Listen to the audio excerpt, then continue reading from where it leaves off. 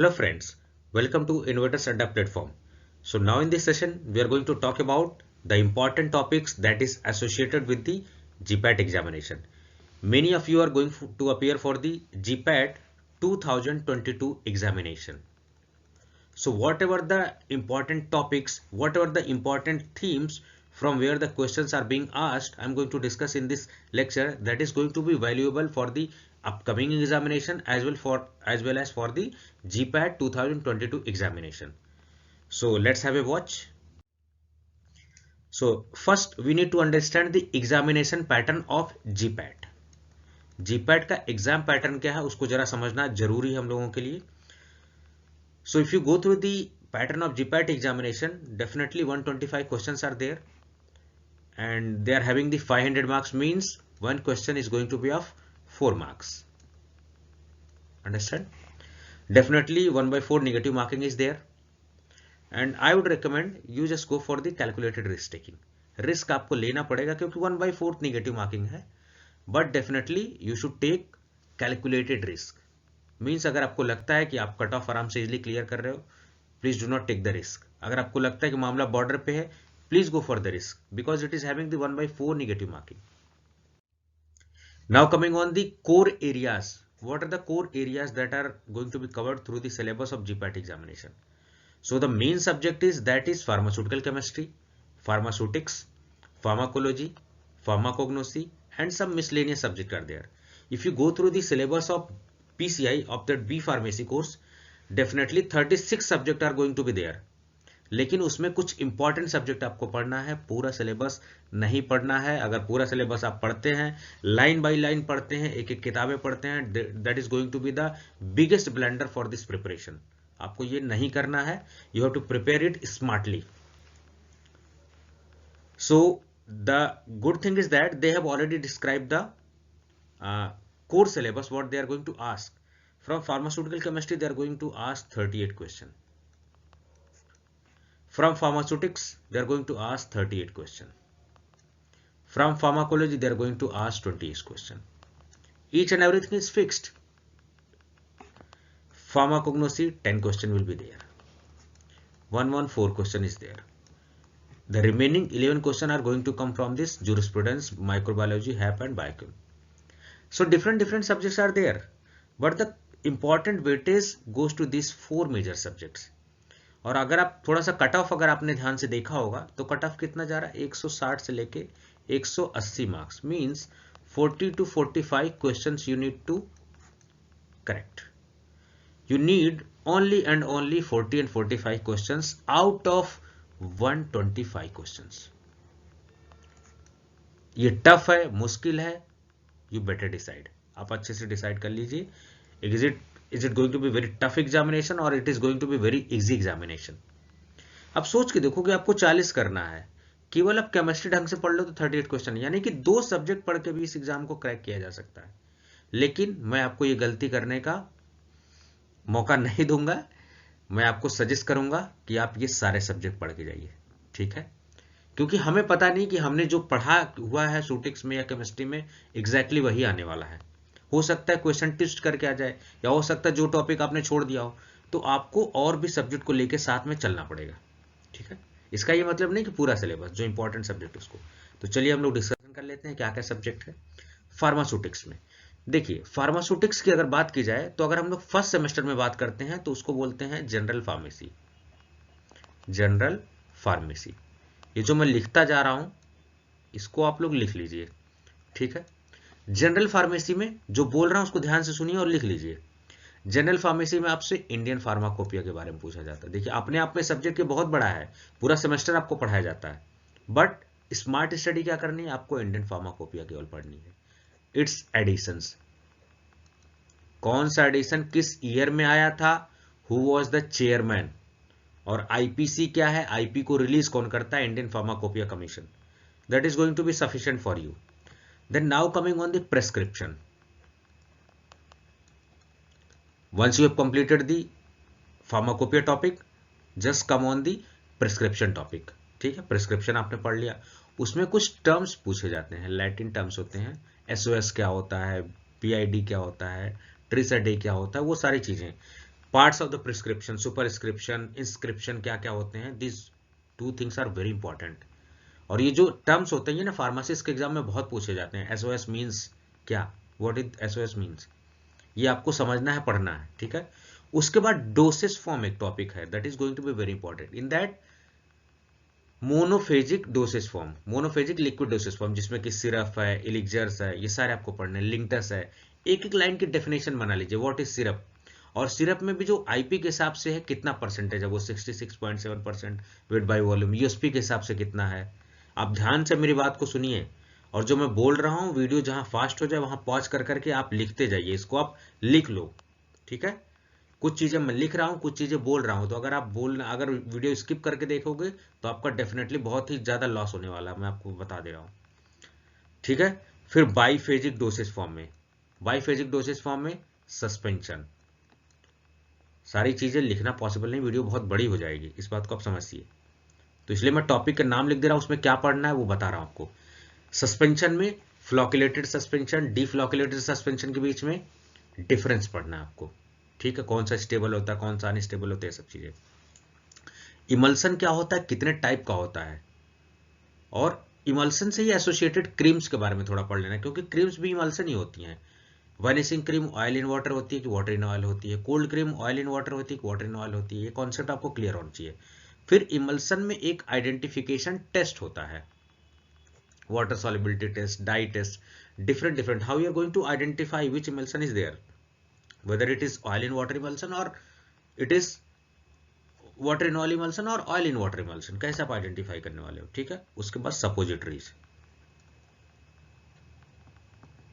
This general pharmacy is going to be very important. Suppository आपको topic पढ़ना है, इसका इवेल्युएशन, मोल्डिंग कैसे कैसे, कौन सा मेथड होता है, वो सब चीजें। तो पूरे सब्जेक्ट जिसको कि आप पूरे सेमेस्टर भर 6 महीने पढ़ते हो, केवल इतने ही सिलेक्टेड टॉपिक्स पढ़ने हैं, चाहे आप इसको 3 घंटे में पढ़ लो, चाहे 3 दिन में पढ़ लो, it totally depends on you. Already I have shared the video, what are the best books, what are the best resources you can go for the JPAT examination, please go and watch। चलिए, और ये subject आपको ज्यादा, अगर आप pharmacist exam की तैयारी कर रहे हैं, this subject is going to be very important. चलिए, अब जरा अगले सेमेस्टर में आएंगे तो हमें मिलता है फिजिकल फार्मेसी, फिजिकल फार्मेसी। अब देखिए, कहने में ये सब्जेक्ट बहुत बड़ा, बहुत बोरिंग भी लगता है बच्चों को, लेकिन इसमें 2 टॉपिक आप करिए, एक है रियोलॉजी और दूसरा कौन सा टॉपिक है, माइक्रोमेरेटिक्स। ये जो 38 क्वेश्चन शूटिंग से आते हैं वो बता रहा हूं मैं आपसे। माइक्रोमेरेटिक्स, माइक्रोमेरेटिक्स में आप पाउडर के बारे में पढ़ते हो, पार्टिकल साइज कैसे डिटरमाइन किया जाता है उसके मेथड्स आपको पढ़ने हैं, ठीक है। Particle size determining, Coulter counter method, और जितने भी अलग अलग मेथड है, माइक्रोस्कोपिक टेक्निक, सेडिमेंटेशन, जितने मेथड्स हैं, each and every topic you have to read. Rheology, rheology में आपके पास विस्कोमीटर्स बहुत इंपॉर्टेंट है। विस्कोमीटर्स के एग्जांपल पूछ लेता है कि कौन सा विस्कोमीटर सिंगल पॉइंट के लिए होता है, यानी कि न्यूटोनियन फ्लूइड्स के लिए, कौन सा विस्कोमीटर नॉन न्यूटोनियन फ्लूइड्स के लिए होते हैं, दोनों विस्कोमीटर। तो ये सीवीएस सुब्रमण्यम में दिया हुआ, अच्छे से आप देख लो इसको। जैसे आपसे पूछा जाएगा Ostwald viscometer, single point viscometer होता है, न्यूटोनियन फ्लूइड्स के लिए होता है, ऐसे सवाल आपसे पूछा जाता, आप देख लेना, जीपीटी 2018-19 का सवाल पूछा हुआ है उसमें, ठीक है। इन सब सारे विस्कोमीटर के बारे में पढ़ लेना। उसके बाद फ्लो आपके होते हैं, pseudoplastic flow, plastic flow, dilatant flow, ठीक है। उसके बाद थिक्सोट्रॉपी, एंटी थिक्सोट्रॉपी, ये सब पूछा जाता है, थिक्सोट्रॉपी, एंटी थिक्सोट्रॉपी। ग्राफ कैसे किसके किसके बीच में बनता है, रेट ऑफ शेयर और शेयरिंग स्ट्रेस के बीच में, ग्राफ कौन सा ओरिजिन से स्टार्ट होता है, कौन सा कहां से स्टार्ट होता है, यील्ड स्ट्रेंथ किसे कहते हैं, ये सब टॉपिक पढ़ लेना है रियोलॉजी माइक्रोमेरेटिक्स में। This 2 topics are very important. Now coming on the another subject, that is pharmaceutical engineering, ठीक है। फार्मास्यूटिकल इंजीनियरिंग, फार्मास्यूटिकल इंजीनियरिंग में आपको साइज रिडक्शन वाला टॉपिक पढ़ना है, जिसमें कि मिल्स है। अब मिल्स के नाम पता होना चाहिए, कौन सी मिल किस टाइप के प्रोडक्ट के लिए, किस मिल का, बॉल मिल का क्या प्रिंसिपल है, it is acting on iteration और एनी अदर थिंग, किस पे काम कर रहा है ये बॉल मिल, किस पे काम कर रहा है, इंपैक्ट पे कर रहा है कि एट्रिशन पे कर रहा है, the principle you need to remember, ठीक है। साइज रिडक्शन वाला आपने चैप्टर पढ़ लिया फार्मास्यूटिकल इंजीनियरिंग में। फिर ड्रायर्स पढ़ लीजिए आप, कौन सा ड्रायर किस प्रोडक्ट के लिए यूज हो रहा है। फिर उसके बाद आप इवेपोरेटर्स पढ़ लो, ठीक है। 3 topics you need to cover in this pharmaceutical engineering. Pharmaceutical engineering over, now coming on the next subject. अब जरा आते हैं नेक्स्ट सब्जेक्ट में आओगे तो आपके पास होगा, दूसरे पेज पर हम लोग इसको देख लेते हैं। हाँ, दूसरे सब्जेक्ट में जब आप पाओगे तो इंडस्ट्रियल फार्मेसी, 5वें सेमेस्टर में आप लोग पढ़ते होगे इसको, जिसमें कि हमें टैबलेट पढ़ना है, कैप्सूल्स पढ़ना है, टैबलेट कैप्सूल के अलावा हमें पेरेंट्रल्स पढ़ना है, ठीक है, ये सारी चीजें, और कुछ कॉस्मेटिक्स के बारे में पढ़ लेना थोड़ा सा, जिसमें कि लिपस्टिक हो गया, डेंटिफ्राइसेज हो गया, शैम्पूज हो गया, नेल लिक्वर्स हो गया, ठीक है, ये सब पूछा जाता है। चलिए, लिपस्टिक, ठीक है। अब जैसे अब टैबलेट देखिए स्मार्टली आपको कहां से पढ़ना है, already I have discuss the source Lachman. Tablet में क्या पढ़ना है कि टैबलेट होती क्या, ये आपसे जीपीएट में नहीं पूछा जाएगा। प्रिपरेशन, इसका method of preparation, dry granulation, wet granulation, direct compression, फिर कौन कौन से कंपोनेंट होते हैं, डाइल्यूएंट, डिसइंटीग्रेंट, लुब्रिकेंट, ग्लाइडेंट, ये सब पूछा जाता है। उसके बाद इवैल्यूएशन टैबलेट का, हार्डनेस टेस्ट कैसे होता है, फ्राइबिलिटी टेस्ट कैसे होता है, डिसइंटीग्रेशन कितने टेम्परेचर पे होता है, डिजोल्यूशन कितने पे होता है, कौन सा मेथड किसके लिए होता है, डिजोल्यूशन apparatus टाइप 1 किसे कहते हैं, टाइप 2 किसे कहते हैं, this all things are very important. उसके बाद टैबलेट में coating, in coating you need to discuss 3 coatings. सबसे पहले फिल्म कोटिंग, फिर शुगर कोटिंग, फिर एंट्रिक कोटिंग, तीनों पढ़ना है। फिल्म कोटिंग में कौन कौन सा फिल्म फॉर्मिंग एजेंट होते हैं सब पढ़ना है, स्टेप्स, शुगर कोटिंग के स्टेप्स, रिपिंग किसे कहते हैं, ग्लॉसिंग किसे कहते हैं, एंट्रिक कोटेड में एंट्रिक कोटेड पॉलीमर्स कौन से यूज होते हैं। देन आफ्टर दैट डिफेक्ट्स, कौन कौन से टैबलेट डिफेक्ट होते हैं, एक प्रोसेसिंग डिफेक्ट होते हैं, एक कोटिंग डिफेक्ट होते हैं। तो जैसे ऑरेंज पील इफेक्ट हो गया या मॉटलिंग हो गया, ये कोटिंग डिफेक्ट होते हैं, कोटिंग से होते हैं। प्रोसेसिंग में आपका क्राउनिंग हो गया, ये सारी चीजें, लैमिनेशन। कैप्सूल्स का इवेल्युएशन आपको पढ़ना है, ठीक है, और मॉइस्चर कंटेंट कितना कैप्सूल में होता है, ब्लूम स्ट्रेंथ कितनी होती है, ये सब पढ़ना आपको, ठीक है। Bloom strength, that is going to be very important topic, bloom strength. Parenteral, अब पैरेंट्रल का प्रिपरेशन कैसे, यानी कि कौन सा विस्कोसिटी एजेंट होता है, कौन सा पीएच एडजस्टिंग एजेंट होता है, कौन सा टॉनिसिटी मॉडिफायर यूज होता है, ये सब पढ़ना है, एग्जांपल्स आपको पढ़ने हैं, ठीक है। उसके बाद पैरेंट्रल का टेस्ट, ठीक है, quality control test of parenteral जिसको बोलते हैं। इवैल्यूएशन या क्वालिटी कंट्रोल टेस्ट बात एक ही है, इस चीज को आपको समझना है, ठीक है। क्वालिटी कंट्रोल टेस्ट या इवैल्यूएशन टेस्ट किसका, पैरेंटल, जैसे क्लैरिटी टेस्ट, पायरोजन टेस्ट आप करते हो, ठीक है। ये सारे 4 टेस्ट हैं, उसके इंपॉर्टेंट आप रखना, मैंने वीडियो बनाई हुई है उसको ऑलरेडी आप देख लो। ये जितने टॉपिक डिस्कस कर रहा हूं ना, I have already made the video selected topics के, ठीक है। लिपस्टिक में कौन कौन सा फ्लेवरिंग एजेंट यूज होता है, कौन सा कलरिंग एजेंट यूज होता है, ठीक है, वो सारी चीज, जैसे कोका बटर यूज होता है, कौन सा बटर यूज होता है। डेंटिफ्राइसेज में फोमिंग एजेंट कौन सा, जैसे SLS यूज होता है। और दांत घिसने के लिए जब सफाई आप करते हो तो रबिंग एजेंट कौन सा होता है, कैल्शियम कार्बोनेट यूज होता है। शैम्पूज में सर्फेक्टेंट यूज होता है, जो सरफेस टेंशन रिड्यूस करके धूल कचरा सब बाहर आपके निकालता है। नेल लिक्वर्स में पॉलिशिंग एजेंट या फिल्मिंग एजेंट कौन से यूज होते हैं। रिमूव करने के लिए एसीटोन यूज करते हो तो एसीटोन पूछ लेता है आपसे, ये सब चीज आपको पता होना चाहिए, ठीक है। इंडस्ट्रियल फार्मेसी हो गई। लगे हाथ हम लोग समझ लेते हैं जरा बायोफार्मास्यूटिक्स, किससे पढ़ना है ये ऑलरेडी मैंने बता दी, लियोन शार्गिल या फिर ब्रह्मांकर से आप पढ़ सकते हो। इसमें एक फॉर्मूला होता है Cl=Vd/T12। This formula is going to be very important. और एक है आपको पढ़ना है कंपार्टमेंट मॉडलिंग, कंपार्टमेंट मॉडलिंग, ठीक है, ये इंपॉर्टेंट है। 2 टॉपिक पढ़ना है आपको, बुक खरीदनी नहीं, केवल ये 2 टॉपिक पढ़ लेना है, मोर देन सफिशिएंट, जितना बिग 2 क्वेश्चन आने वाला है। चलिए, अब जरा और कौन सा सब्जेक्ट बचा, अब बचा NDDS, ठीक है। इसकी वीडियोस जब मैं वीडियो रिकॉर्ड कर रहा हूँ तो कम से कम 7-8 वीडियो मैंने NDDS के डाल दिए, और हो सकता है कि जब आप देखो तब तक बहुत भी वीडियोस डल चुकी हो, कंप्लीट हो गया हो। तो NDDS में transdermal drug delivery system, targeted drug delivery system, ठीक है। उसके बाद gastro retentive drug delivery system, ठीक है।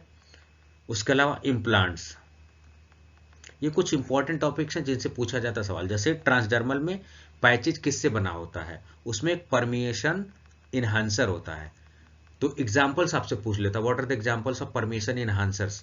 टारगेटेड ड्रग डिलीवरी सिस्टम में आपने लाइपोसोम्स पढ़ा होगा, तो लाइपोसोम्स किसे कहते हैं, वो एक डेफिनेशन दे देगा और बोल देगा कि identify the characteristic of which dosage form is there. 4 option देगा, लाइपोसोम्स ये उसमें आपको चूज करना रहेगा, ठीक है। लाइपोसोम्स, फिर नियोसोम्स, नियोसोम्स में सरफेक्टेंट हम लोग ज़्यादा यूज करते हैं, ठीक है। मोनोक्लोनल एंटीबॉडीज जिसको मैप शॉर्ट फॉर्म में बोलते हैं, कैसे बनता है, already I have made the video, please go through the checklist of NDDS and go and study. आपको कहीं ज़्यादा परेशान होने की जरूरत नहीं है, जो टॉपिक बताया ना सब ऑलरेडी पढ़ा चुका हूँ।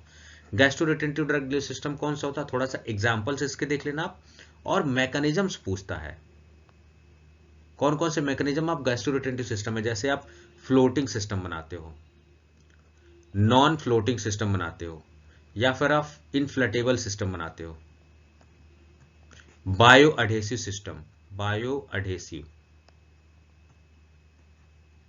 ठीक है, ये सब पूछा जाता है। तो ये सब 4 ऑप्शन दे देगा कि these mechanisms are associated with which drug delivery system, आपको आइडेंटिफाई करना पड़ रहा है। इम्प्लांट्स में ओरो से पूछा जाता है ऑस्मोटिक पंप, ऑस्मोटिक पंप में कौन सा ऑस्मोसिस, क्योंकि इसका जो चीफ प्रिंसिपल है किस पे काम कर रहा है, ऑस्मोटिक प्रेशर पे काम कर रहा है, तो ऑस्मोटिक प्रेशर क्रिएट करने वाले जो एजेंट होते हैं उसको बोलते हैं ऑस्मोजेंस। तो एग्जांपल्स पूछ लेता है आपसे, ठीक है, ये सारी चीजें। तो मेरे ख्याल से सूटिक्स आपने पढ़ लिया। उसके बाद इंडस्ट्रियल फार्मेसी 2 जो कि लास्ट में आप पढ़ते हो 7th सेमेस्टर में, उसमें कुछ रेगुलेटरी एजेंसीज हैं वो पूछ लेता है, जैसे सीडीएससीओ कहाँ की एजेंसी है, भारत की रेगुलेटरी एजेंसी है। उसके बाद आईएनडी फाइलिंग पूछ लेता है, एनडीए फाइलिंग पूछ लेता है, ये सब टॉपिक मैंने क्लिनिकल ट्रायल में पढ़ाया हुआ आपसे, ठीक है। एएनडीए फाइलिंग होता है, ऑरेंज बुक किसे कहते हैं, पर्पल बुक किसे कहते हैं, each and every topic I have covered, please go through the videos. Now सूटिक्स इज कवर, केवल इतने ही टॉपिक्स आपको पढ़ने हैं, 38 क्वेश्चन आपके तैयार हो गए। अब उसमें से कितना आप कर पाते हो, it totally depends on you. Now coming on the pharmaceutical chemistry. चलिए, फार्मास्यूटिकल केमिस्ट्री।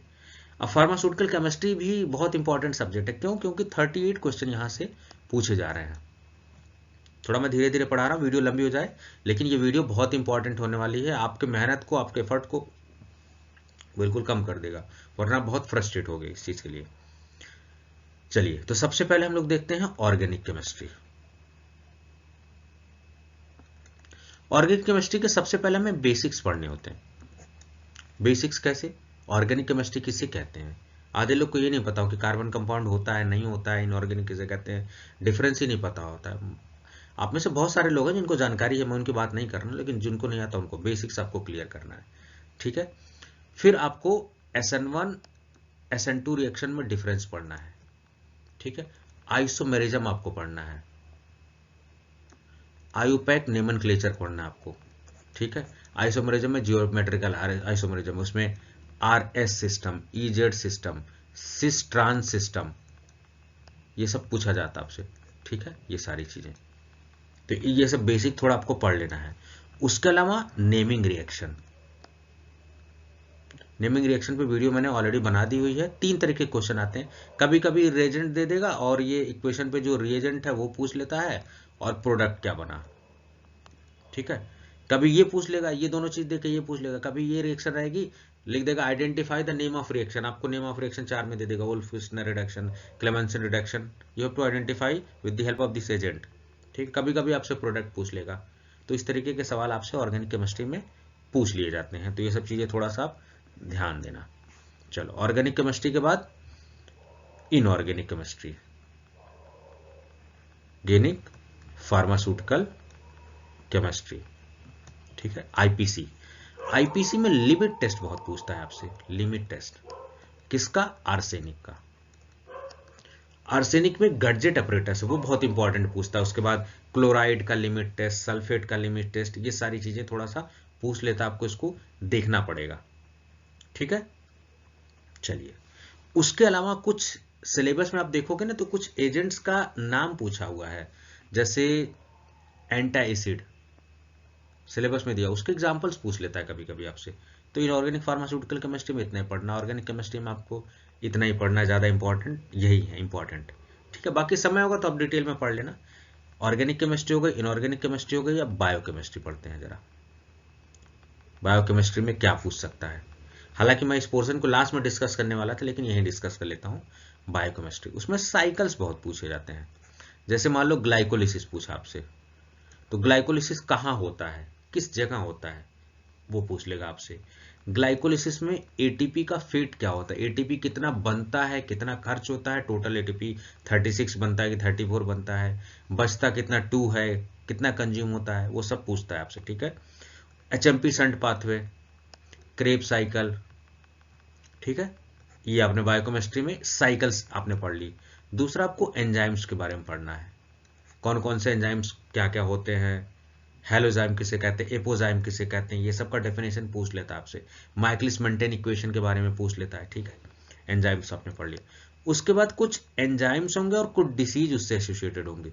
जैसे ग्लाइकोलिसिस में है, कोई एंजाइम डिफेक्ट हो गया तो ग्लाइकोलिसिस से एसोसिएटेड कौन सी बीमारियां हैं, तो वो बीमारियों का एक लिस्ट आप बना लोगे। ये पूछा जाता है कि ये ऑक्सीडाइज एंजाइम से कौन सी बीमारी होती है। बायोकेमिस्ट्री खत्म हो गई, ठीक है। Organic chemistry, inorganic chemistry, biochemistry. अब कौन सी केमिस्ट्री बच रही है, मेडिसिनल केमिस्ट्री, मेडिसिनल, ठीक है। ये जो इंपॉर्टेंट केमिस्ट्री तो बहुत सारी आप पढ़ते हो। मेडिसिनल केमिस्ट्री, मेडिसिनल केमिस्ट्री में सिंथेसिस बहुत पूछा जाता है और एसएआर। तो 4-5 कंपाउंड जो इंपॉर्टेंट है उनका एसएआर, स्ट्रक्चरल एक्टिविटी रिलेशनशिप, और सिंथेसिस कम से कम आपको 20-25 कंपाउंड की सिंथेसिस जो इंपॉर्टेंट, जैसे डाइजेपाम हो गया, और भी जितने कंपाउंड इंपॉर्टेंट है उनकी सिंथेसिस आपको पता होना चाहिए। यहां से पूछ लेता है मेडिसिनल केमिस्ट्री से। और क्लासिफिकेशन, उसमें पूछ लेगा कि फ्यूरोन रिंग किस कंपाउंड में पाई जाती है, एजोल रिंग किस कंपाउंड में होता है, ये सब पूछ लेता है आपसे। तो आप मेडिसिनल केमिस्ट्री, हमने मेडिसिनल केमिस्ट्री की बात कर ली, हमने ऑर्गेनिक केमिस्ट्री की बात कर ली, हमने बायोकेमिस्ट्री की बात कर ली, इनऑर्गेनिक फार्मास्यूटिकल की केमिस्ट्री की बात कर ली। अब फिजिकल केमिस्ट्री की बात कर लेते हैं। फिजिकल केमिस्ट्री, अगर कोई केमिस्ट्री छूट जाए फार्मेसी में तो आप बता दीजिए कमेंट बॉक्स में, मेरे को जहां तक याद आ रहा है यही पूछा जाता है।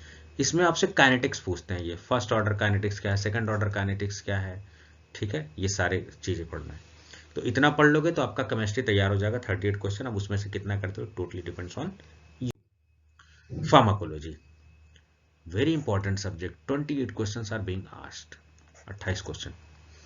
अब देखो इसमें टॉपिक कौन कौन से इंपॉर्टेंट पढ़ने हैं, वो सबसे पहले मैं डिस्कस। तो सबसे पहले हम लोग कीमोथेरेपी वाला पढ़ लेते हैं, जिसमें कि एंटी माइक्रोबियल एजेंट, थोड़ी राइटिंग अगर गड़बड़ हो रही होगी तो आप समझ लेना, एंटी माइक्रोबियल एजेंट। फिर ध्यान से सुन लो, antiviral agent, anticancer agent, anthelmintic agent, ठीक है, एंटी फंगल एजेंट, ये सब पढ़ लिया आपने। चलिए, इससे सटे ही एक आप चैप्टर दिया होगा वैक्सीन्स का, वैक्सीन्स एंड सेराज। फिर एक दिया होगा चिलेटिंग एजेंट, जिसको कि एंटीडोट्स हम लोग बोलते हैं, ठीक है। ये आपको पढ़ लेना है, इससे सटे ही चैप्टर। तो ये वाले पूरी यूनिट खत्म हो गई। अब आपको CVS system, drug acting on CVS, CVS में एंटी अरिथमिक एजेंट, फिर एंटी हाइपरटेंसिव एजेंट, फिर और कौन सी बच रही है, antianginal, antiarrhythmic, antihypertensive, antianginal, 3 category की ड्रग आपको ज्यादा पढ़नी है, ठीक है। अब इनमें क्या क्या पढ़ना वो मैं अभी डिस्कस कर लूंगा आपसे। अब आते हैं जरा सीएनएस सिस्टम पे।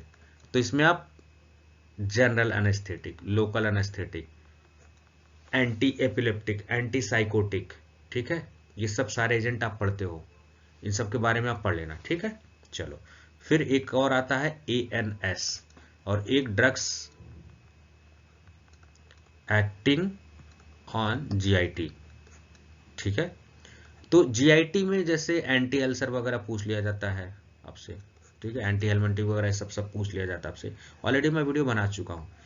एएनएस में जितना होता है ना, cholinergic drugs, anti cholinergic, adrenergic, anti, तो इनके लिए एक आप चार्ट बनाना, ठीक है। कि जैसे मान लो अल्फा, तो इसका एगोनिस्ट कौन है, एंटागोनिस्ट कौन सा है, ये बहुत पूछा जाता है। अल्फा 1, अल्फा 2, बीटा 1, बीटा 2, कहाँ पाए जाते हैं ये रिसेप्टर, ये भी नाम लिख लेना यहाँ पर, और ये चार्ट बना के इसको पढ़ लेना। एएनएस सिस्टम बहुत इजीली आपको यहीं से सवाल मिल जाएंगे, ठीक है। तो ये सारी चीजें, ये इंपॉर्टेंट चैप्टर्स हैं। उसके अलावा लास्ट में क्या, शुरुआती में आपको पढ़ लेना चाहिए जनरल फार्माकोलॉजी, ठीक है, कि एगोनिस्ट किसे कहते हैं, एंटागोनिस्ट किसे कहते हैं, रूट्स ऑफ एडमिनिस्ट्रेशन, ये स्टार्टिंग के चैप्टर्स दिए होंगे केडी त्रिपाठी, इसको पढ़ लेना है। अब क्या क्या और इंपॉर्टेंट टॉपिक बच रहे हैं वो आपको पढ़ना है। Vaccines, antidotes, syndromes. आपकी कोलोजी में ना सिंड्रोम्स कम से कम 8-10 हैं, इन सिंड्रोम्स को पढ़ लेना है। और ये एंटीडोट्स के आयरन की पॉइजनिंग में, कॉपर की पॉइजनिंग में कौन सा है, एक पेज पे आपको बना लेना है। क्विक रिवीजन सीरीज वाली जो प्लेलिस्ट है ना, उसमें ऑलरेडी मैंने वीडियो इन टॉपिक्स पे बना रखी है, तो आपको ज़्यादा मेहनत करने की जरूरत नहीं, मैं इस पर कर रखा हूँ ऑलरेडी। वैक्सीन्स वाली वीडियो अभी मैंने नहीं डाली हुई, हो सकता है जब आप वीडियो देखें तो मैं डाल चुका हूँ उस समय। ये चीज़ आपको ध्यान ध्यान देनी है, ठीक है। ये सब इंपॉर्टेंट चीज़ें हैं, इंपॉर्टेंट थीम्स है। अब पढ़ना कैसे है उसको जरा मैं तरीका बताता हूँ आपको। जैसे मान लो आपको एंटी हाइपरटेंसिव पढ़नी हुई,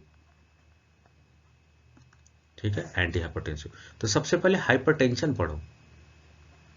थोड़ी सी जानकारी होनी चाहिए कि हाइपरटेंशन क्या होता है, नॉर्मल बीपी कितना होता है, सिस्टोलिक कौन सा होता है, डायस्टोलिक कौन सा होता है, ये आपको पता होना चाहिए। अब इसमें कौन सा डायस्टोलिक कौन सा सिस्टोलिक है, दिस यू शुड रिमेंबर। 140 से ज़्यादा होता है, और इसका नापते किस में बीपी, mmHg में, ये भी यूनिट भी पूछ लेता है, कभी कभी लोग गड़बड़ा जाते हैं इसमें, mmHg में पूछता है। और ये जो जितने ग्लूकोज वगैरह के लेवल होते हैं ग्राम पर डीएल में होता है ये यूनिट, ये सब याद रखना। ये mmHg में पूछा जाता है, सब यूनिट भी पूछ लेता है कभी कभी आपसे। फिर आप क्लासिफिकेशन पढ़ेंगे एंटी हाइपरटेंसिव का बहुत अच्छे से। तो एक एग्जांपल जैसे मैं आपको याद दिलाऊं, जैसे आपने कैल्शियम चैनल ब्लॉकर पढ़ा आपने, उसमें बहुत सारे डिफरेंट डिफरेंट कैटेगरी, तो मान लो आपने ड्रग पढ़ा निफेडिपिन, कार्डिपिन, एम्लोडिपिन, ये सब आपने पढ़ा। तो अब ये जब क्लास है तो इसका मतलब सारी दवाएं एक एक जैसा बिहेव करेंगे, कुछ उनमें सिमिलरिटी होगी, तभी एक क्लास में रखा गया है, ठीक है। मैं एक एग्जांपल समझा रहा हूँ, आप एग्जांपल कौन कौन से उसको देख लेना, एक एग्जांपल के तौर पे मैं बता रहा हूँ आपको। तो निफेडिपिन मेन ड्रग है जिसको बोलते हैं प्रोटोटाइप, यानी कि उस क्लास की सबसे इंपॉर्टेंट ड्रग है। तो इसका मैकेनिज्म ऑफ एक्शन और इसका साइड इफेक्ट पढ़ लेना है। हाँ, एक और चीज मुझे याद आ गया कि आपको जो है डिसीज और ड्रग ऑफ चॉइस की भी एक पेज पे वीडियो वो बना लेना चाहिए कि कौन सी बीमारी में कौन सी दवा दी जाती है। जो जो चीजें याद आती जा रही मैं बता रहा हूँ आपको, ठीक है। ड्रग्स और साइड इफेक्ट्स का एक चैप्टर आपका होना चाहिए, एक पेज पे हो जाना चाहिए। 10-20-50 जो कोलोजिक ड्रग उनके साइड इफेक्ट, ठीक है। ड्रग्स, मैकेनिज्म ऑफ एक्शन, कम से कम 100 या 50 ड्रग का जो है मैकेनिज्म ऑफ एक्शन एक एक लाइन में लिख लीजिए, यहाँ से सवाल पूछे जाते हैं। इन सब की वीडियो मैंने जो है क्विक रिवीजन सीरीज वाले में बना रखा है, ठीक है। चलिए हम लोग फिर से वापस आते हैं प्रोटोटाइप में, mechanism of action, side effect. अब इस ड्रग की पढ़ने की आपको जरूरत नहीं है मैकेनिज्म, क्योंकि सेम क्लास के हैं लगभग लगभग, ठीक है। लेकिन कुछ ड्रग के स्पेसिफिकली साइड इफेक्ट होंगे तो उसको आप लिख लेंगे, ठीक है। तो इस तरीके से एक एक टॉपिक को, एंटी हाइपरटेंसिव खत्म हो गया, आप एंटी एरिथमिक पढ़ लेंगे, एंटी एंजिनियल ऐसे पढ़ लेंगे, फटाफट पढ़ के खत्म कर देंगे। तो कोलोजी में जो इंपॉर्टेंट चैप्टर है उनकी वीडियो मैंने बना रखे हैं, और ये सब चीजें आपको थोड़ा स्मार्टली काम करना है, ठीक है। चलिए अब आगे देखते हैं, फटाफट डिस्कस करते हैं, वीडियो काफी लंबी हो जाएगी नहीं तो। फार्माकोग्नोसी, फार्माकोग्नोसी से 10 सवाल आपके पूछे जा रहे हैं, और 10 सवाल कहां से आप ला सकते हैं वो इंपॉर्टेंट है। जैसे आपको पढ़ना है alkaloids, 5 topic, alkaloids, glycosides, resins, tannins, volatile oils. इसके अलावा कुछ आपको सिनोनिम्स ड्रग के, एसेफोडिटा को डेविल्स रंग बोलते हैं, क्या बोलते हैं, सिनोनिम्स। कौन कौन से, कैल्शियम ऑक्सलेट क्रिस्टल, स्टोमेटा वाला चैप्टर, यानी कि कौन सी ड्रग का क्या सिनोनिम्स है, कौन सी ड्रग में जो स्पेसिफिकली इंपॉर्टेंट ड्रग होंगे ना आपको पता होगा उनमें कैल्शियम ऑक्सलेट है कि नहीं है, वो थोड़ा देख लेना। स्टोमेटा किसमें कौन सा एन आइसोसिटिक है, कैसा है, ठीक है, वो थोड़ा सा देख लेना। ये आपको एक्स्ट्रा एज देंगे क्वेश्चन, इंपॉर्टेंट ये आपको पढ़ना है।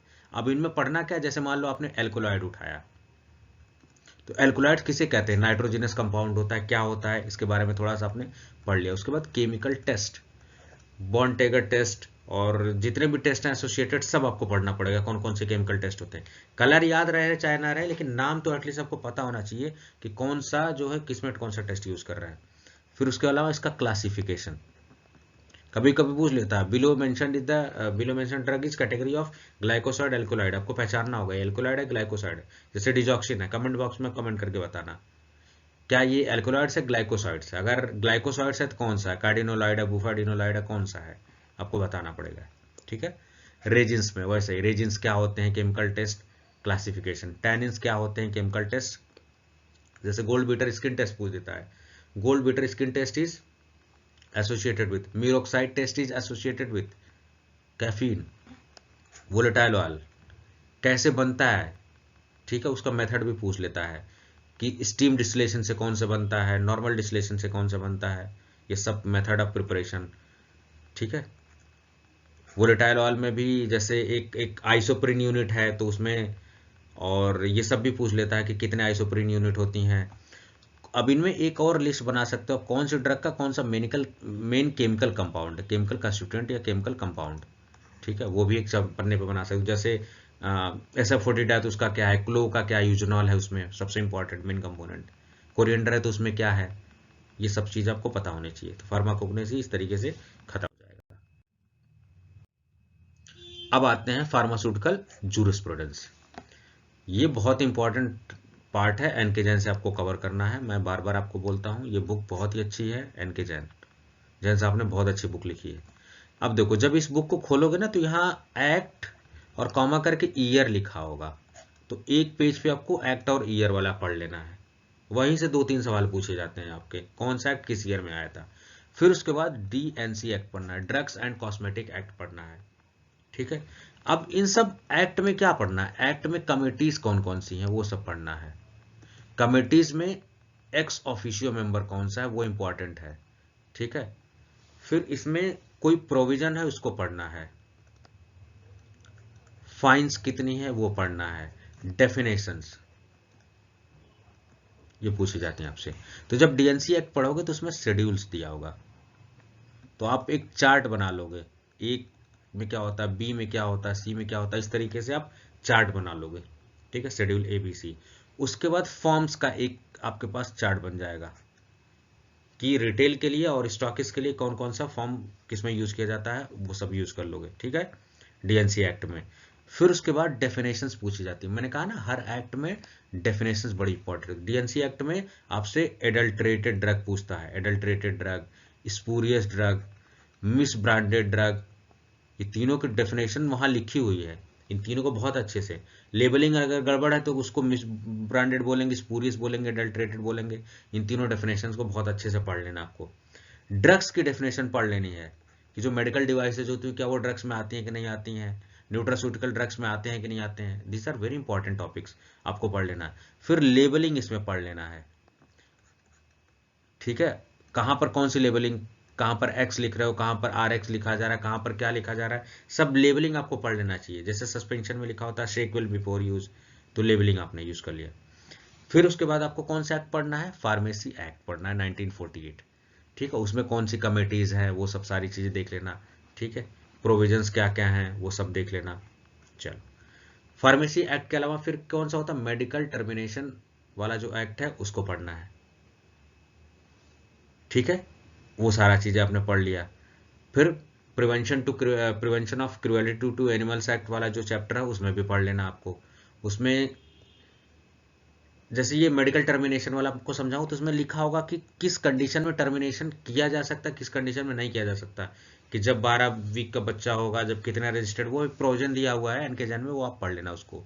फिर जो लिफाफा होता है जिसपे इंफॉर्मेशन होती है वो उस पर किसके साइन होते हैं वो भी पूछ लेता है आपसे, एनवेलप जो होता है वहां से भी पूछ लेते हैं। That is going to be very important topic, आपसे पूछ लेता है। NDPS एक्ट जो है बहुत इंपॉर्टेंट है, नारकोटिक्स। अभी एनसीबी का आपने देखा होगा, नारकोटिक्स कंट्रोल ब्यूरो, जितना भी केस चल रहा है तो हो सकता है कि NDPS इसमें डेफिनेशन बहुत पूछता है कि हशीश, चरस, भांग इन सबको क्या कहते हैं, कैफीन किसे कहते हैं, हीरोइन किसे कहते हैं। फाइन्स पूछता है, ठीक है। और फैक्ट्री जो है ओपीएम की, गवर्नमेंट फैक्ट्री कहाँ है, गाजीपुर यूपी में है, वो भी सवाल आपसे बहुत पूछा जाता है, ठीक है। इस तरीके से जैसे ड्रग प्राइस कंट्रोल ऑर्डर है तो उसमें एक फॉर्मूला दिया होगा, उस फॉर्मूला को आप जो है रट लो बिल्कुल, वो आता ही आता है फॉर्मूला, रिटेल प्राइस कैसे कैसे कैलकुलेट करते हैं, each and everything they have discussed, ठीक है। वैसे सारे इंपॉर्टेंट है।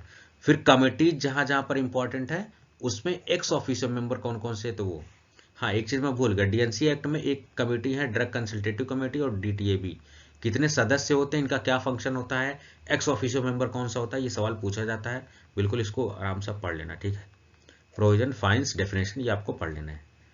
इतना आपने पढ़ लिया तो आपका जूरिस्प्रूडेंस 7-8 क्वेश्चन आराम से तैयार हो जाएगा और अगर आपने पूरा जितना बताया मैंने पढ़ लिया, कम से कम 15-20 क्वेश्चन यहाँ से तैयार हो जाएगा, आप आराम से इसको जो है कर सकते हो। जैसे मेडिसिनल एंड टॉयलेट प्रिपरेशन, उसमें bonded manufacturing, non bonded manufacturing, किसमें ड्यूटी पे कर दी जाती है, किसमें ड्यूटी नहीं पे की जाती है, ये सब पूछा जाता है आपसे। So this one is going to be very important. Jurisprudence बहुत इंपॉर्टेंट, आप डीआई के लिए कर रहे हो, ये तो सब्जेक्ट आपको पढ़ना ही पढ़ना है, आपको जीपैट में भी हेल्प करेगा, आपके फार्मासिस्ट एग्जाम में भी, और हर जगह ये काम करने वाला है। ह्यूमन एनाटॉमी एंड फिजियोलॉजी है, ज़्यादा पूछ लिया जाता है, ये आपसे जीपैट में भी पूछ लेता है। तो इसमें सेल्स के बारे में पढ़ लेना, आपको सेल वाला जो चैप्टर उसमें पढ़ लेना, ब्लड वाला जो चैप्टर है उसको पढ़ लेना, हार्मोन्स वाला जो चैप्टर उसको पढ़ लेना, ठीक है। ये सब चीज़ें थोड़ा सा देख लेना। सेल कैसे कैसे है, यूकैरियोटिक प्रोकैरियोटिक में डिफरेंस पूछ लेता है आपसे, ब्लड के कंपोनेंट्स कौन से हैं, क्लॉटिंग फैक्टर कौन कौन से हैं, वो सब पूछ लेता है, ठीक है। ब्लड ग्रुप पूछ लेता है आपसे, हार्मोन्स, कौन सा हार्मोन कहाँ से रिलीज हो रहा है, फंक्शन क्या है, ये सब हार्मोन्स, इंडोक्राइन हार्मोन्स, ये सब पूछ लेता है। डक्टलेस ग्लैंड, डक्ट वाली ग्लैंड, ये सब पूछ लेता है आपसे थोड़ा सा। इसको ह्यूमन एंड फिजियोलॉजी आप थोड़ा सा देख लेना इसको, ठीक है। चलिए, यहाँ से 3-4 क्वेश्चन जो है आपके पूछ लिए जाते हैं। बाकी मिसलेनियस सब्जेक्ट हैं, ये तो कोर सब्जेक्ट थे जिनके बारे में मैंने डिस्कस किया। हाँ, एक चीज थोड़ा सा ध्यान अभी मुझे आया, अब मिसलेनियस में ही जैसे जब मैंने केमिस्ट्री में डिस्कस किया था, तो इसमें फार्मास्यूटिकल एनालिसिस भी बहुत पूछा जाता है। एनालिसिस बहुत अच्छा सब्जेक्ट है और इसे लोग एमफार्मा भी बहुत करते हैं, ठीक है। तो आई एम रियली सॉरी, वो थोड़ा भूल गया था केमिस्ट्री वाले सेक्शन में, तो मैं यहाँ डिस्कस कर दे रहा हूँ, आप यहाँ से कवर कर लेना। अब देखो, जो बच्चे वीडियो पूरा नहीं देखेंगे उनका ये छूट जाएगा, उनको लगेगा कि सर ने तो एनालिसिस गायब कर दी। तो एनालिसिस में 3 चीजें पूछी जाती है, टाइट्रेशन, क्रोमेटोग्राफी और स्पेक्ट्रोस्कोपी। किसमें क्या पूछा जाता है वो बताता हूं। टाइट्रेशन में इंडिकेटर पूछा जाता है, जैसे कॉम्प्लेक्सोमेट्रिक टाइट्रेशन में कौन सा इंडिकेटर यूज किया जाता है, टाइट्रेंट किसको कहते हैं, टाइट्रेंट किसको कहते हैं। ग्राफ पूछा जाता है, पोलैरिमेट्री में, पोलैरोग्राफी में कौन कौन से किसके किसके, एम्पिरोमेट्रिक टाइट्रेशन में कौन कौन से ग्राफ होते हैं, किसके किसके बीच, ठीक। कन्वेंशनल करंट किसको कहते हैं, ये सारी चीजें जो पूछी जाती है आपसे, ठीक है। डिफ्यूजन करंट किसे कहते हैं, सब पूछा जाता है। क्रोमेटोग्राफी में अलग अलग क्रोमेटोग्राफी है, जैसे पेपर क्रोमेटोग्राफी हो गया, टीएलसी हो गया, ठीक है, एचपीएलसी हो गया, ये सब का प्रिंसिपल पूछ लिया जाता है कि paper chromatography is based on which principle. फिर उसके बाद डिटेक्टिंग एजेंट पूछ लेता है, ठीक है, कि जैसे मान लो अमीनो एसिड है तो निन हाइड्रेन आप यूज करते हो, तो ये डिटेक्टिंग एजेंट का एक चैप्टर मैं बना दूंगा, उसको आप जो है पढ़ लेना अच्छे से, और यह देख लेना इसको। रेमिंगटन में क्रोमेटोग्राफी अगर आपको समझनी अच्छे से पढ़नी है तो just follow the Remington, Remington में बहुत अच्छा दिया हुआ है। स्पेक्ट्रोस्कोपी पाविया से पढ़ सकते हैं, पाविया एक बुक है बहुत अच्छी है स्पेक्ट्रोस्कोपी, इसमें आप यूवी विजिबल, ठीक है, आईआर, एनएमआर, मास, ये सब स्पेक्ट्रोस्कोपी यहाँ से पढ़ सकते हैं। तो इन सब में जो लाइटनिंग एजेंट होता है ना, वो पूछा जाता है, लाइट सोर्स कौन कौन सा है वो। फिर उसके बाद सॉल्वेंट पूछ लेता है आपसे, जैसे डीएमओ से, वो कहाँ ज़्यादातर यूज होता है, ठीक है। आईआर का यूज क्या है, फंक्शनल ग्रुप के डिटेक्शन के लिए। यूवी विजुअल की रेंज क्या है, 200 से 800, अगर यूवी पूछ ले तो 200 से 400 क्या, नैनोमीटर, 400 से 800 विजिबल, ठीक है। इस तरीके से क्रोमेटोग्राफी किस पे प्रिंसिपल है, और स्पेक्ट्रोस्कोपी में कौन कौन सी, वो मैंने आपको बता दिया, ऐसा पूछा जाता है। जैसे एचपीएलसी आपने पढ़ा, उसमें पूछ लेगा पंप किधर होता है, कॉलम किधर लगा होता है, एक ऑर्डर दे देगा सबसे पहले, प्री कॉलम, कॉलम, फिर डिटेक्टर, आपको सही ऑप्शन चूज करना रहेगा, आगे पीछे थोड़ा करके दे देगा, ठीक है। Biochemistry already have discussed, microbiology हम लोग थोड़ा सा डिस्कस कर लेते हैं, माइक्रोबायोलॉजी, ठीक है। माइक्रोबायोलॉजी, माइक्रोबायोलॉजी में ग्राम पॉजिटिव ग्राम निगेटिव के बीच डिफरेंस पूछ देता है, प्रोकैरियोट और यूकैरियोट के बीच डिफरेंस पूछ देता है, स्टेनिंग एजेंट पूछ लेता है, कहां पर, स्टेनिंग टेक्निक में, ठीक है। प्राइमरी डाई क्या होती है, सेकेंडरी डाई क्या होती है, प्रोसेस कैसे किया जाता है, ये वाला चैप्टर जो है काफी इंपॉर्टेंट है, पूछ लिया जाता है। फिर उसके बाद डिसीजेस पूछ लेता है, किससे डिसीजेस कौन कौन सी हो रही है, टाइफाइड किससे हो रहा है, टेस्ट पूछ लेता है, डायग्नोस्टिक टेस्ट पूछ लेता है, ठीक है। जैसे विडाल टेस्ट किसके लिए किया जाता है, टाइफाइड के लिए किया गया, एमपी टेस्ट किसके किया जा रहा है, मलेरिया टेस्ट के लिए किया जा रहा है, ठीक है। तो मेरे ख्याल से मैंने कोशिश की आपको जो है पूरा कॉम्प्रिहेंसिव चीजें बताने की, समझाने की। आप लोग वीडियोस पूरी देखिए और ज़्यादा से ज़्यादा इसको शेयर करिए ताकि और भी बच्चों का भला हो सके, ठीक है। आप 10,000 12,000 दे के सब्सक्रिप्शन ले रहे हैं, इतने महंगे महंगे सब्सक्रिप्शन ले रहे हैं, जब आपको चीज़ें फ्री ऑफ कॉस्ट में मिल रही है, आप लोग उसको यूटिलाइज नहीं कर रहे हो। आपके पास इंडिया में एक से एक बढ़िया बढ़िया टीचर हैं, ठीक है, और फ्री ऑफ कॉस्ट पढ़ा रहे हैं। अगर कोई चार्ज भी ले रहा है तो उसका सिस्टम थोड़ा सा वीडियो बनाने में, रिकॉर्ड करने में अगर लग रहा होगा तो बहुत मिनिमल चार्ज कोई ले रहा होगा, लेकिन जब आपको फ्री ऑफ कॉस्ट चीज़ें अवेलेबल है तो सब्सक्रिप्शन आप क्यों लेके परेशान हो रहे हो? अपने ऊपर भरोसा रखो, ठीक है, और चीज़ों में उलझो मत। जो आप पढ़ाई कर रहे हो, जो आप तैयारी कर रहे हो, just trust on that preparation, अपने ऊपर भरोसा करो। मैंने कोशिश की आपको सारा सब्जेक्ट बताने की, ये की थीम से जहां से सवाल पूछे जाते हैं और किस लेवल के सवाल पूछे जाते हैं उसको भी मैंने थोड़ा सा डिटेल में डिस्कस करने की कोशिश की। अगर वीडियो थोड़ी फास्ट हो जाए तो आप इसको पॉज कर करके देखते रहना, इसको कई बार रिपीट कर करके देखना। अगर आपको लगे कि लंबी हो गई तो आप स्पीड बढ़ा के भी देख सकते हो, कोई दिक्कत वाली बात नहीं है। अगर लग रहा है कि क्वालिटी कंप्रोमाइज हो रही है तो आप क्वालिटी इंप्रूव करके देखोगे वीडियोस को। बाकी अगर कुछ छूट गया है तो आप प्लीज कमेंट बॉक्स में कमेंट कर देना, जो चीजें मेरे हिसाब से मैंने बेस्ट बताने की कोशिश की। फिर भी अगर कुछ चीजें छूट गई हैं तो मैं अपकमिंग वीडियोज में कवर कर लूंगा। तो आज के लिए इतना ही रहने देते हैं, काफी वीडियो बड़ी हो जाएगी नहीं तो फिर। अगर आपको इन्वर्टर्स अड्डा चैनल पसंद आ रहा है तो डेफिनेटली आपको शेयर करना चाहिए, आपको सब्सक्राइब भी करना चाहिए, ठीक है। आपके लिए अगर इतना मेहनत हम लोग कर रहे हैं, आप कहोगे सर आप क्यों हमारे लिए मेहनत कर रहे हो? क्योंकि आपकी खुशी में मेरी खुशी है। आप इस चीज़ को आप समझ नहीं सकते। कुछ चीज़ें होती हैं, कुछ खुशियाँ होती हैं ना, जिनको हम पैसे से नहीं खरीद सकते। अगर मेरा पढ़ाया हुआ स्टूडेंट कहीं भी सेलेक्ट हो जाता है, कुछ बन जाता है, कुछ भी करता है अच्छा, तो वो मुझे दुआएं देगा लाइफ लॉन्ग, ठीक है। मुझे आपसे बहुत ज़्यादा कुछ एक्सपेक्टेशन नहीं है कि आप मेरे लिए बहुत कुछ कर जाइए, बट ये है कि जो लोग पढ़ना चाहते हैं शिद्दत से, जिन लोगों के पास रिसोर्सेज अवेलेबल नहीं है, उन तक ये वीडियोस पहुंचा दीजिए बस, ताकि वो पढ़ लें। जिनके पास पैसे नहीं है, मान लो प्रॉब्लम है, या फिर कहीं कहीं हमारे पास पैसे भी होते हैं, अगर हम बी फार्मा दे के पढ़ रहे हैं तो हमारे पास बहुत अच्छे क्वालिटी के टीचर नहीं होते। मैं आपको फ्री ऑफ कॉस्ट में क्वालिटी एजुकेशन दे रहा हूँ, बिल्कुल जहां तक मैं समझ पा रहा हूँ, ठीक है। और जब तक चीज़ें मैं कहीं से अलग से रिसोर्स नहीं यूज़ कर रहा हूँ, तब तक मैं चीज़ें फ्री में आपको देता ही रहूँगा, ठीक है। क्योंकि अभी मुझे वीडियो रिकॉर्ड करने में कितना खर्चा आ रहा है, जो भी आ रहा है मैं मैनेज कर ले रहा हूँ, ठीक है। तो आप परेशान मत होइए, आप बस शिद्दत से पढ़ते रहिए। आप अच्छे से पढ़ेंगे, जिस बच्चे को रिक्वायरमेंट है, क्वालिटी कंटेंट आपको फ्री ऑफ कॉस्ट में मैं दे रहा हूँ, ठीक है। आप इसको पढ़ते रहिए। और आपको अगर लगता है कि मैं सब सारी चीज़ें फ्री में क्यों कर रहा हूँ, तो ये भी है कि मैं आपको फ्री में नहीं भी दे रहा हूँ। आपसे बस फीस यही है कि जिस बच्चे की रिक्वायरमेंट है, जिस बच्चे की ज़रूरत है, उस बच्चे तक ये वीडियो पहुंचा दीजिए, वहां तक वो देखे समझे। फार्मेसी में क्वालिटी एजुकेशन है। अगर आप चैनल के मेरे इंट्रोडक्शन में पढ़ेंगे, अबाउट में पढ़ेंगे, तो वहां मैंने अपनी बातें लिखी है कि किस मकसद से मैं क्या चाहता हूँ उस चैनल से, क्या एक्सपेक्टेशन है मेरी, ठीक है। आपका एग्जिट एग्जाम भी होने वाला है बहुत जल्दी, डिप्लोमा में हो चुका है, बी फार्मेसी में एग्जिट एग्जाम होने वाला है। प्रोविजन पीसीआई ने जो है प्रपोज कर दिया है, अब देखते हैं क्या फैसला लिया जाएगा इस पर। तो ज़्यादा बातें ना करते हुए, वीडियोस काफ़ी लंबी हो जाएंगी और वीडियो में बात कर लेंगे। फेसबुक पर इन्वर्टर अड्डा के नाम से पेज है, ये सब इन्वर्टर अड्डा के नाम से पेज, आप इसको कर लीजिए, ठीक है। इंस्टाग्राम पर आप फॉलो कर लीजिए, वहाँ पोस्ट डालता रहता हूँ मैं। ट्विटर पे आप पूछ सकते हो, कोई दिक्कत नहीं। यूट्यूब पे तो है ही। टेलीग्राम चैनल जो है आप बिल्कुल उसको फॉलो करिए, और वहाँ से नोट्स वगैरह है, फ़ायदे लीजिए उस चीज़ को, ठीक है।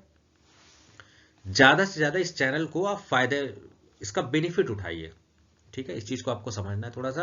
और प्लेलिस्ट में चेक करिए, और मैंने पढ़ाई के अलावा बहुत कुछ चीज़ें, जॉब की कैसे प्रिपरेशन करनी है, डीआई की कैसे करनी है, फार्मासिस्ट की नौकरी के लिए कैसे अप्लाई करना है, क्या क्या फार्मेसी में ऑप्शंस आपके पास है, each and everything I have discuss with you all, ठीक है।